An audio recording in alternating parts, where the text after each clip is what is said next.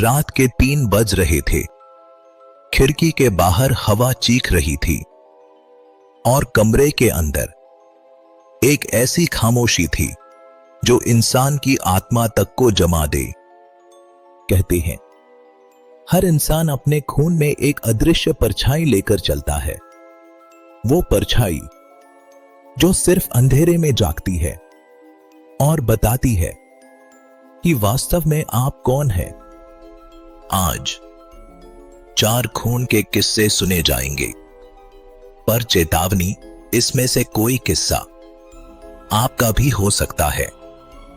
पहली कहानी है ओमकार की। वह रात में अकेला नहीं रहता था, भले ही कमरा खाली हो।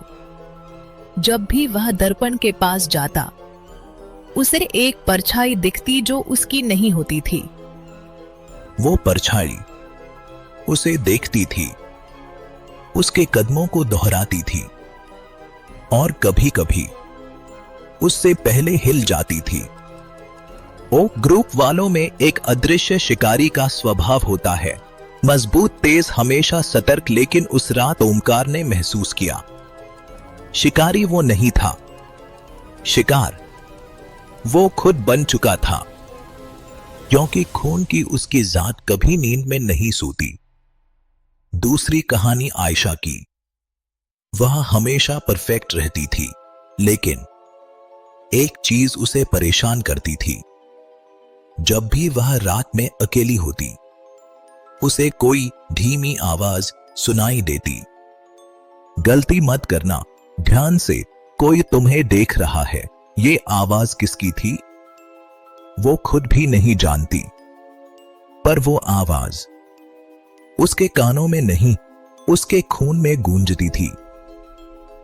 ग्रुप वाले लोग बहुत संवेदनशील होते हैं, इतने कि कभी कभी उन्हें वो भी सुनाई देता है जिसे दूसरों की दुनिया ने भुला दिया है। एक रात आवाज अचानक उसके पीछे खड़ी हो गई और सिर्फ इतना बोली, आज मेरी बारी है। अब बारी है बिलाल की। उसके घर में हमेशा कुछ न कुछ सरकता रहता, कभी दरवाजा, कभी कुर्सी, कभी पर्दे। लोग कहते उसकी कल्पना होगी, लेकिन बिलाल जानता था वो कोई और था। एक रात उसने अपने कमरे में फोटो क्लिक की और जब तस्वीर खुली, उसके पीछे एक चेहरा खड़ा था, नीली आंखें, फटी मुस्कान और हाथ जो उसके कंधे पर था। बी ग्रुप लोगों का दिमाग खुला होता है, इतना खुला कि कभी कभी वो चीजें अंदर आ जाती है जो नहीं आनी चाहिए। उसके बाद बिलाल कभी अकेला नहीं रहा, क्योंकि उसका दोस्त उसे छोड़कर गया ही नहीं। और अब सबसे डरावनी कहानी, अरवा।